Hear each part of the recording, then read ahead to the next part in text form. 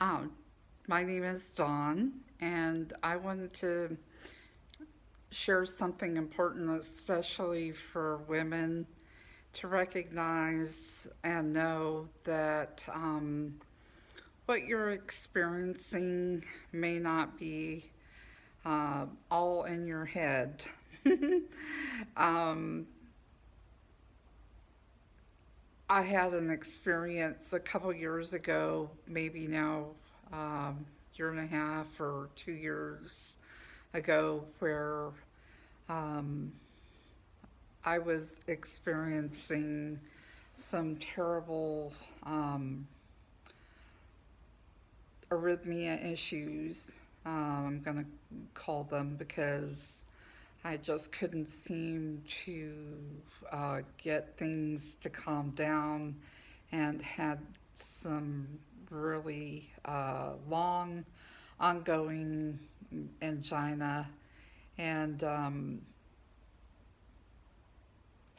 I sought help at every time that the issue became quite erratic and breathtaking, literally. Um, I'm one of those types of people who feels every premature ventricular contraction or PVC. And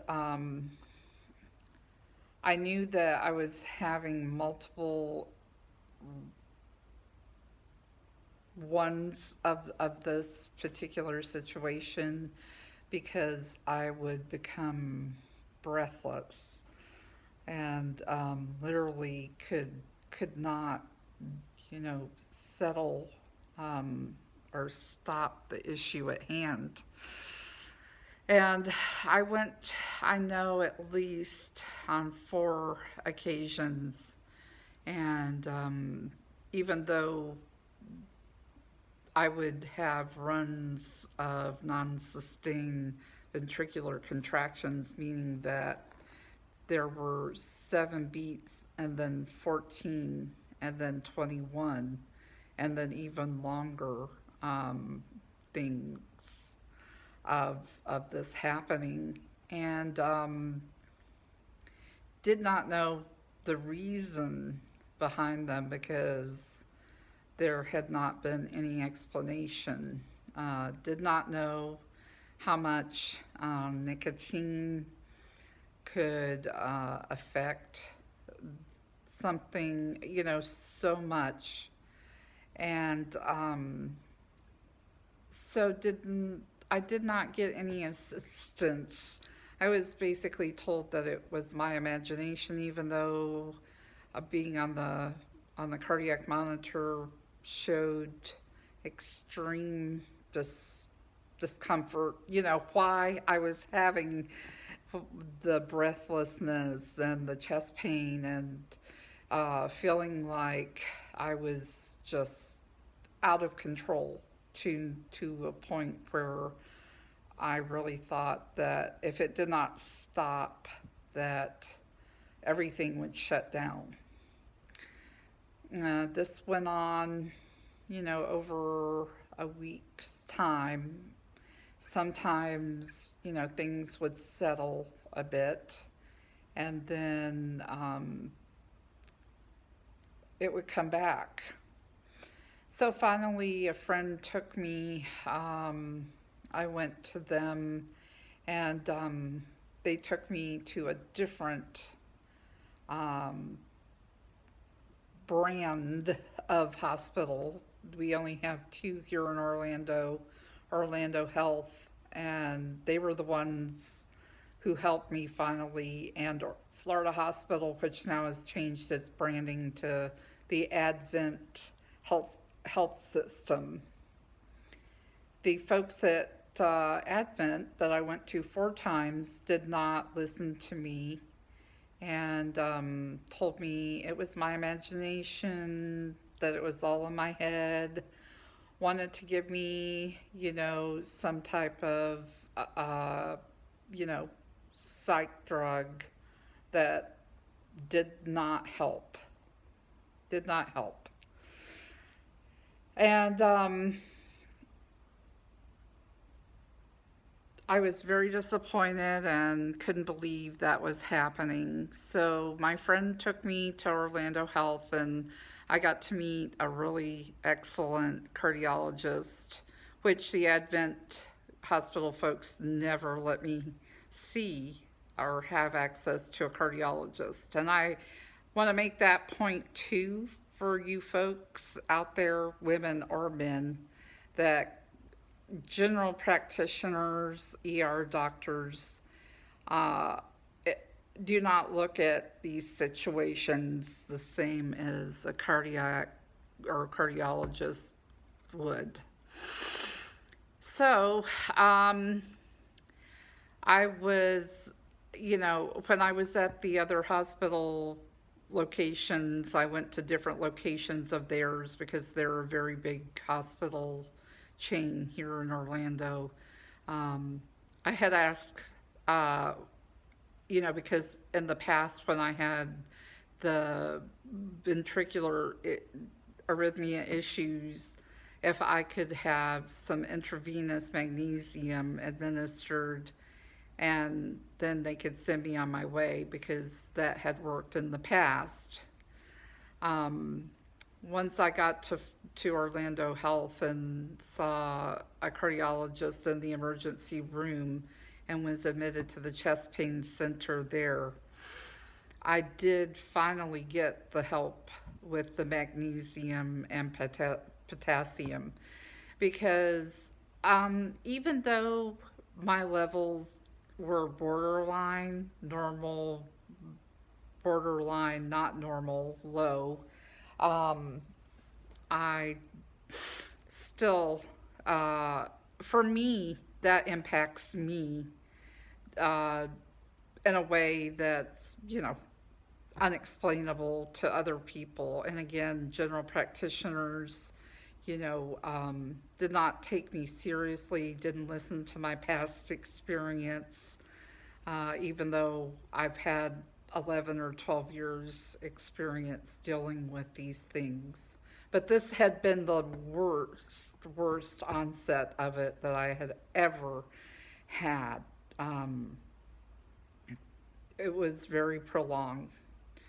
Um, so when I did get to the chest pain center, get admitted to that, and I had an echo, the cardiologist was very emphatic, and he even did the echo, the ultrasound, and showed me, what was going on, all the, erratic issues that were going on, and basically told me, you know, that nicotine and all the chemicals, thousands of chemicals that they put in cigarettes was probably the responsible culprit for the issue.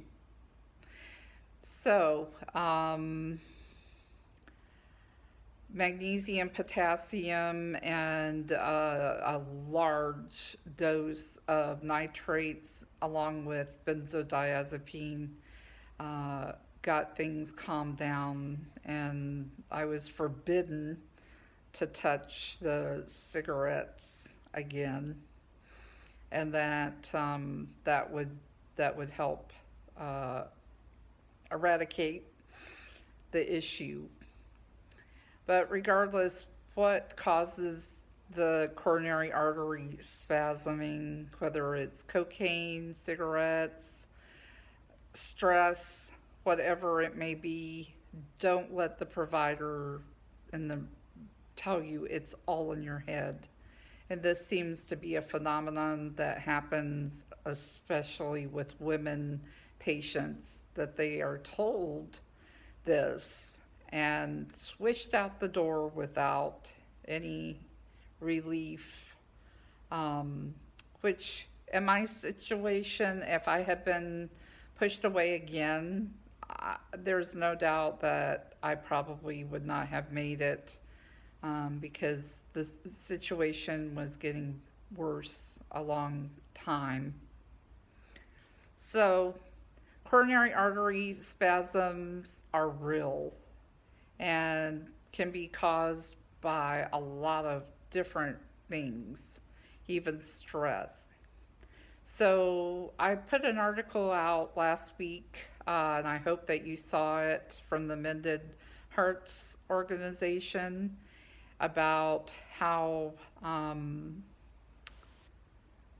a lot of the stress hormones, and the tracers that get attached to those hormones uh, may never get released and cause prolonged artery spasm, which, folks, seriously, that is just as detrimental to the cardiac output, because when the arteries clamp down and spasm, and they do that for an extended period of time, it's just as bad as having a 70 to 90 or 100% coronary artery blockage.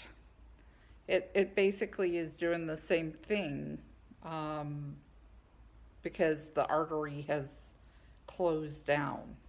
And again, if you take nitrates on a regular basis, Emdur or Renexa, I believe, and you get into an extreme situation that sometimes you may be immune and need a higher dose, or in lieu of that, or in addition to that, you may need um, benzodiazepine based drug to help calm the inside artery wall, because basically that's what gets irritated, the inner lining of the artery, and that's what closes down and can cut the blood supply to the coronary muscle uh, off, just like a blockage.